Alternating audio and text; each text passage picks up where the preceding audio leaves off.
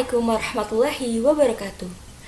Nama saya Dewi Lisdayanti, mahasiswa psikologi Universitas Muhammadiyah Profesor Dr. Hamka. Terima kasih kepada kalian yang sudah mengklik video ini. Dan jangan lupa like, comment, dan subscribe di bawah ini. Di video kali ini saya akan membahas materi tentang hidup sehat dengan Al-Quran. Mengapa hidup sehat harus dengan Al-Quran? Karena Al-Quran mempromosikan dirinya secara terang-terangan bahwa ia adalah kitab suci yang mampu menyembuhkan manusia dari berbagai penyakit, dengan persyaratan adanya keimanan pada diri kita. Adapun petunjuk tentang peran Al-Quran sebagai obat terdapat dalam surat Al-Isra ayat 82. Al-Quran menyebutkan dirinya sebagai obat atau penawar dan rahmat bagi orang-orang yang beriman.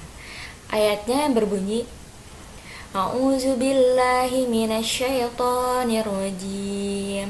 Bismillahirrahmanirrahim. Wa nunazzilu minal Qur'ani ma huwa shifaa'un wa rahmatul lil mu'minin. Wa la yaziduz zalimina illa khasara. Shadaqallahul azim. Yang artinya, dan kami turunkan dari Al-Quran sesuatu yang menjadi penawar dan rambut bagi orang-orang yang beriman. Dan Al-Quran ini tidaklah menambah kepada orang-orang yang zalim, selain kerugian. Jadi, dengan membaca Al-Quran yang dibarengi keimanan penuh, semua penyakit dapat disembuhkan. Aspek ini yang saat ini hilang dalam budaya umat Islam, bukan sama sekali menyalahkan syariat agama dan bahkan menjadi sangat menjanjikan. Manakala seorang muslim menyelesaikan problematika yang menimpa dirinya baik sakit fisik maupun psikis dengan menempuh cara pembacaan ayat-ayat Al-Quran secara medis dan nalar belum dapat diterima. Tetapi anggapan tersebut mulai memudar seiring dengan berbagai pembuktian dan penemuan yang menyatakan misalnya bahwa terjadi perubahan energi positif terhadap air yang dibacakan doa atau ayat-ayat Al-Quran.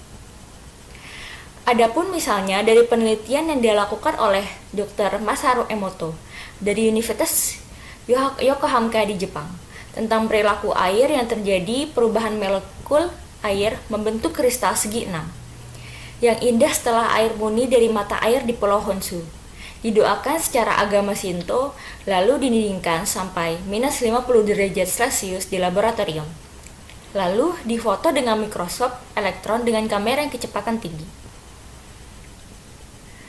Kesehatan pun merupakan salah satu faktor penentuan seorang dalam kehidupan, sebagaimana pepatah menyatakan bahwasanya sehat itu mahal harganya. Badan dan jiwa pada diri manusia bagaikan dua sisi yang berbeda, ibarat dalam satu keping mata uang. Keduanya ada bersamaan dan saling berinteraksi, serta saling mempengaruhi. Badan yang sehat memiliki kontribusi untuk memperoleh jiwa yang sehat. Begitu juga sebaliknya, jiwa yang sehat juga memiliki kontribusi yang signifikan untuk menjadikan tubuh yang sehat juga. Ada jargon yang berbunyi, di dalam tubuh yang sehat terdapat jiwa yang sehat. Tidaklah sepenuhnya benar, seperti berbagai hal atau kejadian yang terjadi di sekitar kita.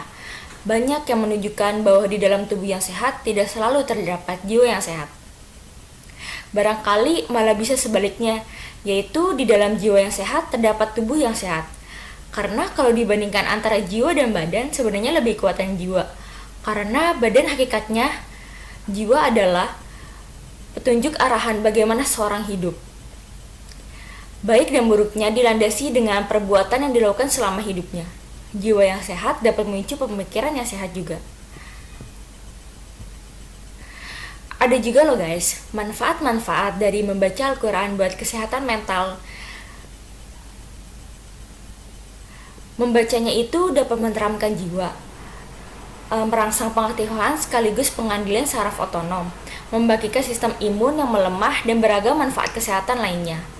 Yang pertama itu ada menurunkan tingkat stres.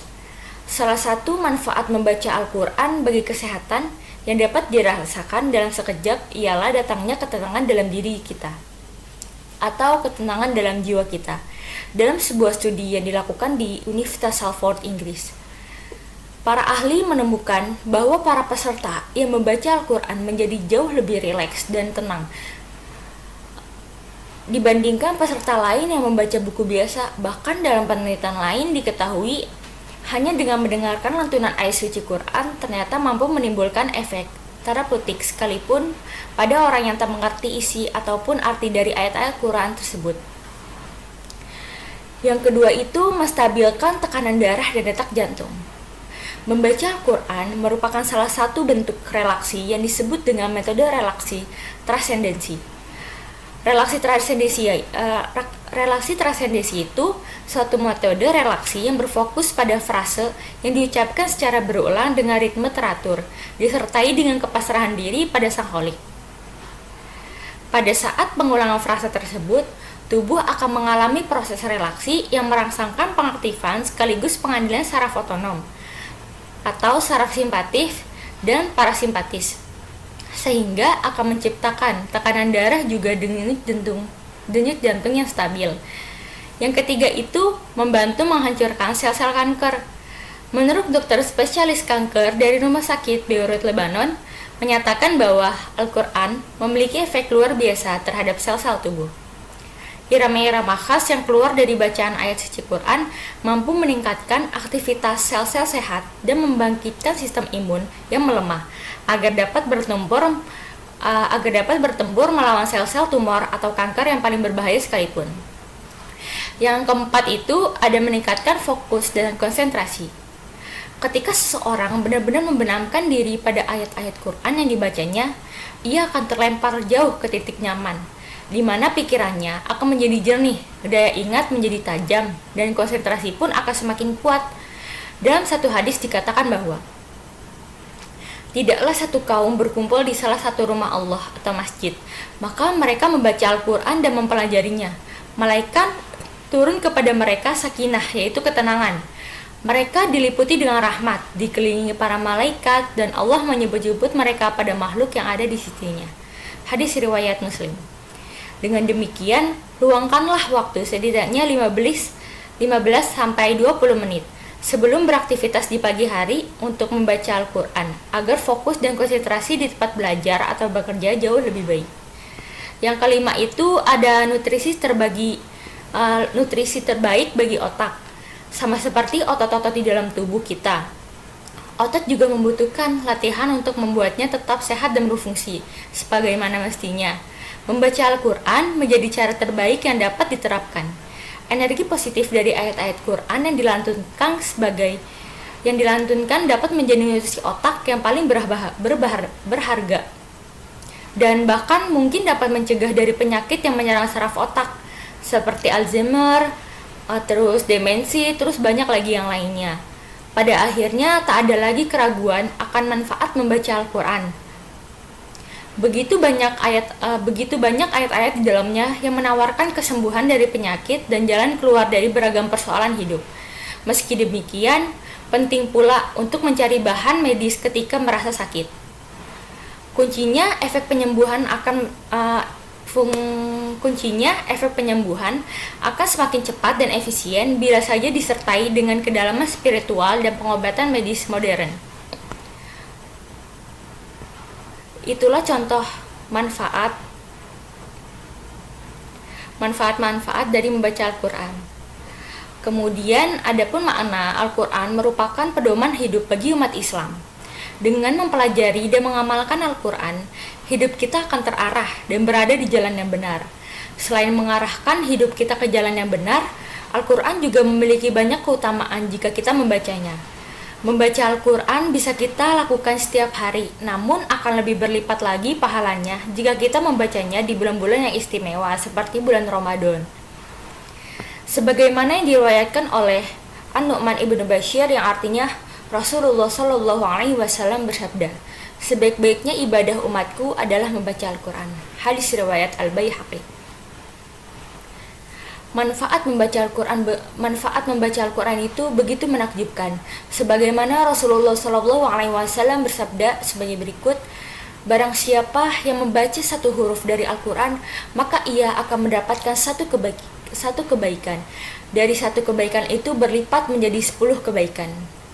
Aku tidak mengatakan alif, lam, mim sebagai satu huruf. Akan tetapi, alif satu huruf, lam satu huruf, dan mim satu huruf. Hadis riwayat Bukhari.